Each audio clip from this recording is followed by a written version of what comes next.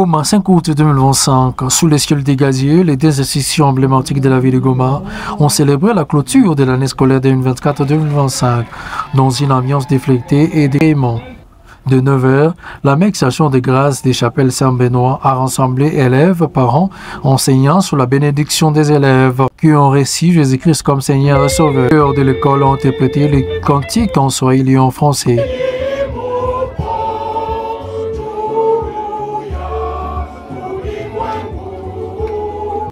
Accompagné par l'homélie du jour, l'abbé a insisté sur la gratitude comme pilier de la réussite.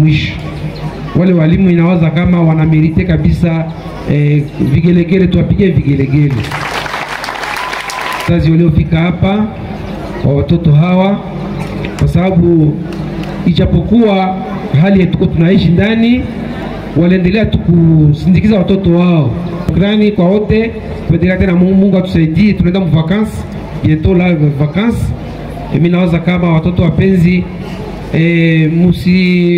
mukwe na hekima pia, si vile utakuwa na hekima ndani ya vacances.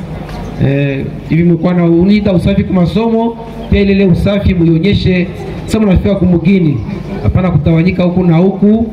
À 11h dans la cour de l'institution Saint-Joseph, les discours des autorités ont captivé l'auditoire, soulignant l'engagement des enseignants malgré les défis logistiques, nous a ici dit l'abbé Saint-Paul Mihugo, coordinateur diocésain provincial des écoles catholiques. Pour le 5 août 2025, et comme vous le savez, c'est la date fixant la clôture de l'année scolaire.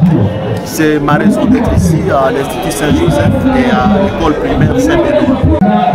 J'ai un sentiment de satisfaction parce que nous ne pensions pas qu'on allait terminer l'année à cause de facteurs que vous connaissez, surtout la guerre, mais aussi le découragement des enseignants, des parents, surtout les parents. Vous savez, il y a des parents qui ont fui avec leurs élèves, il y a eu des perditions dans nos écoles, mais à voir qu'on arrive aujourd'hui à clôturer l'année 2024-2025, c'est un sentiment de satisfaction.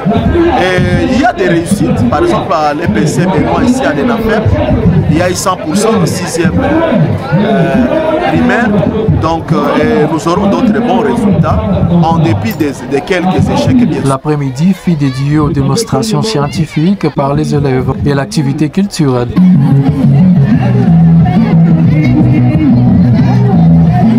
Les autorités scolaires disent être satisfaits malgré les difficultés données du côté logistique et sécuritaire et appellent d'autres parents à venir inscrire les enfants à ces deux écoles pour une meilleure éducation des enfants.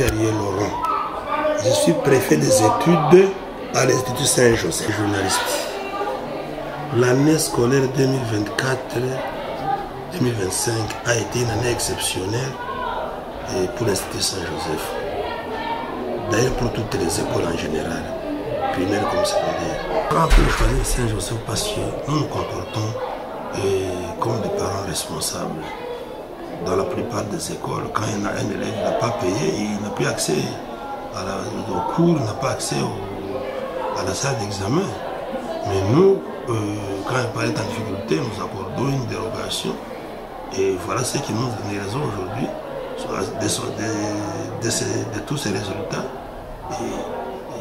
Il y en a plusieurs qui n'ont pas encore payé, mais ils ont quand même payé. On les a payé dans de bonnes conditions de travail. Donc nous avons des enfants, des professeurs qualifiés qui sont disciplinés. Et puis nous avons aussi fait des efforts pour équiper l'école Aïma Nantabou Gibissi, je suis la directrice de l'EP Saint-Globarté à l'EP Saint-Benoît. Ils sont à 80%. Si les parents peuvent amener leurs enfants à l'école primaire Saint-Benoît, c'est grâce à la ponctualité, à la discipline et à la rigueur. La cérémonie s'est achevée par la proclamation solennelle des résultats où les majors ont reçu le triomphe et 2 cadeaux.